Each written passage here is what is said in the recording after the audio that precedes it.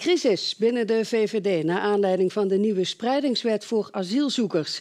Het kabinet wil gemeenten kunnen verplichten om meer asielzoekers op te nemen. Maar binnen de VVD-fractie in de Tweede Kamer heerst er onvrede over dit standpunt. Premier Rutte schoof vanochtend aan bij het fractieoverleg om de impasse te doorbreken. Die fractie die is natuurlijk kotsmoe om de hele tijd het verwijt te krijgen dat ze alles afgeven aan de ChristenUnie en D66 in de asieldiscussie, die traditioneel voor onze partij en onze achterban ontzettend belangrijk is. En laten we eerlijk zijn, de VVD heeft daar de afgelopen jaren niet bepaald veel binnengehaald. En het Meijerse VVD-lid is niet de enige die kritisch is op het huidige beleid. Daarom moest premier Rutte vanochtend hoogstpersoonlijk worden ingevlogen om de fractieplooien glad te strijken. Maar ook om te luisteren naar de kritiek die leeft in de partij. We zitten met een probleem en dat probleem dat hebben we op de eerste plaats zelf veroorzaakt. Door de grenzen veel te ver open te zetten en veel te veel mensen toe te laten waarvoor we hier geen ruimte hebben. Dus het argument van ja, we moeten dat doen omdat we met een probleem zitten, dat is heel makkelijk. Maar dat lost de oorzaak van het probleem niet op. En dat is de te hoge instroom. En daar wordt naar mijn idee nog veel te weinig aan gedaan. Er blijven hier massa's mensen toestromen naar Nederland. Ook de cijfers voor volgend jaar zien er gewoon erg hoog uit. En daar moet ook iets aan gebeuren. Want anders zitten we volgend jaar weer met precies hetzelfde probleem. Dat was een indringende vergadering, ook een hele goede bijeenkomst met de fractie waar ik bij mocht zijn. En die ging niet eens zozeer over de spreidingswet. Die ging vooral over de grote bezorgdheid bij de VVD Tweede Kamerfractie over de hoge aantallen asielinstroom. Ik als voorman van deze partij ga daar ook verder nu mee aan de slag, want die aantallen zijn inderdaad te hoog. Bent u dan enigszins gerustgesteld? Eerst zien dan geloven. Zeker met Rutte. Even later kwam de mededeling dat de VVD toch akkoord gaat met de spreidingswet. Reden voor Teun Heldens om volgende week op het VVD-congres met een motie te komen. Hij wil daarin vastleggen dat er hardere garanties komen om de asielinstroom te beperken. In de studio hoogleraar migratie Arjen Leerkens. Goedenavond, meneer Leerkens. Hoe volgt u dat gedoe in Den Haag rondom die asielwet? Nou, met interesse uiteraard. Het is interessant om te zien dat de VVD nu toch helemaal mee lijkt te zijn. Ja, want ik zeg gedoe, maar dat zeg ik niet snel. Maar er is al maanden over gedebatteerd. Hè? En Van der Burg, de staatssecretaris, die kreeg het er met geen mogelijkheid doorheen. Nee, die kreeg het er niet zo goed doorheen. Terwijl het natuurlijk wel al heel lang best een urgente situatie is. Ook met buitenslapers en dergelijke. Ja. Maar wat zegt dit over de gevoeligheid binnen dat hele asielthema? Dat zelfs zijn eigen fractie zo dwars lag en dat de premier nota bene ingevlogen moet worden. Ja, die gevoeligheid is denk ik toch wel groot bij bepaalde delen in ieder geval van het electoraat. En wat denk ik ook nog wel verband houdt met de vorige asielcrisis of uitdaging in 2015 en ook de discussies die daarna nog is geweest. Weer Schaffendas, hè? Weer Schaffendas, die dan inderdaad te uitnodigend zou zijn geweest. Maar juist in Nederland ook heel veel debat is geweest, denk ik, over de veilige landers en de overlast die dat zou geven. Waar we misschien ook uit het oog hebben verloren dat dat eigenlijk best een kleine groep is. Hè? Want als je kijkt naar het aantal mensen dat asiel aanvraagt, komt misschien 4% uit zo'n veilig land. En verreweg de meeste mensen die in Nederland asiel aanvragen, die krijgen ook een vergunning omdat ze gewoon echt wel bescherming komen hier echt met een reden. Dat zijn onveilige landers, om het zo te zeggen. Ja. Precies. U heeft onderzoek gedaan naar het terugsturen van asielzoekers die geen verblijfsvergunning krijgen naar afgewezen asielzoekers. En dat terugsturen, dat lukt maar zeer beperkt. Hoe zit dat precies? Ja, nou ja, dat is al heel lang ook een discussiepunt in Nederland. Los van de instroom is er ook altijd discussie van wat doen we met de mensen die dan afgewezen worden.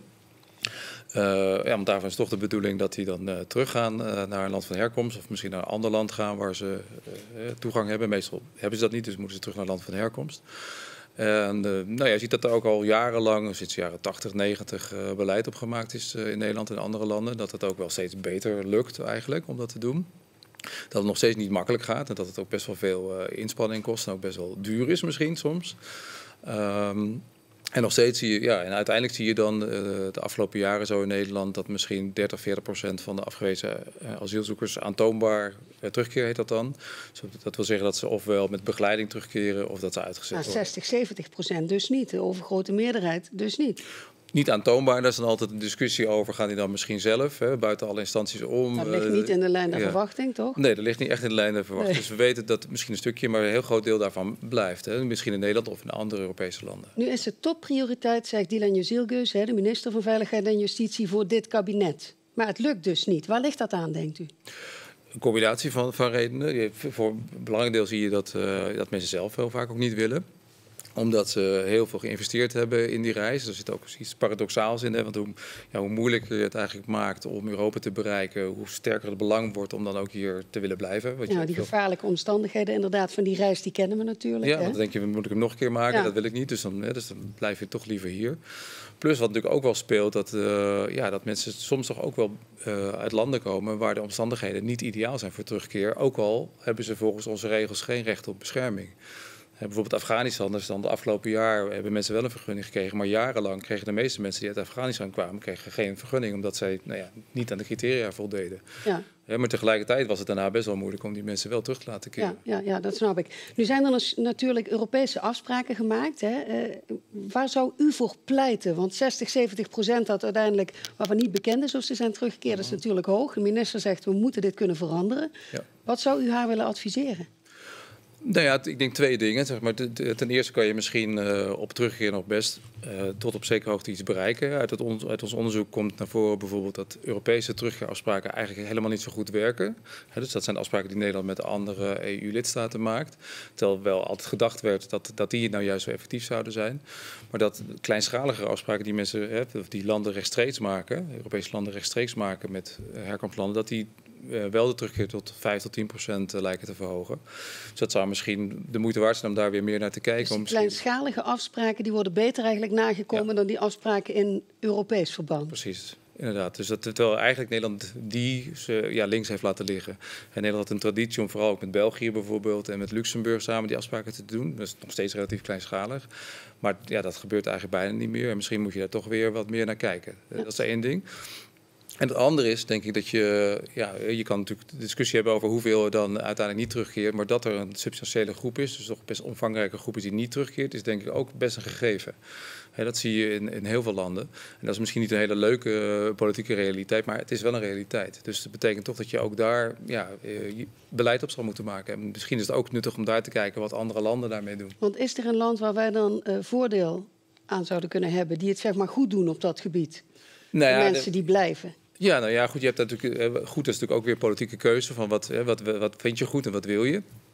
Maar je kan dus in ieder geval, als hoogleraar kan ik dan zeggen, nou, kijk in ieder geval naar die verschillende ervaringen en zet ze op een rijtje. Welk land zou u aanbevelen om eens naar te kijken? Maar bijvoorbeeld, wat ik een interessant voorbeeld vind, is toch Duitsland dat heb ik ook wel eerder genoemd, waarbij zij bij een deel van de mensen die afgewezen worden, die niet teruggaan, vaak ook deels problemen zijn met het vaststellen van een identiteit, dat ze toch kijken, kunnen die mensen, zeker ook als ze goed Duits spreken, kunnen ze niet ook een opleiding krijgen. En in samenwerking met de industrie gebeurt dat ook daar.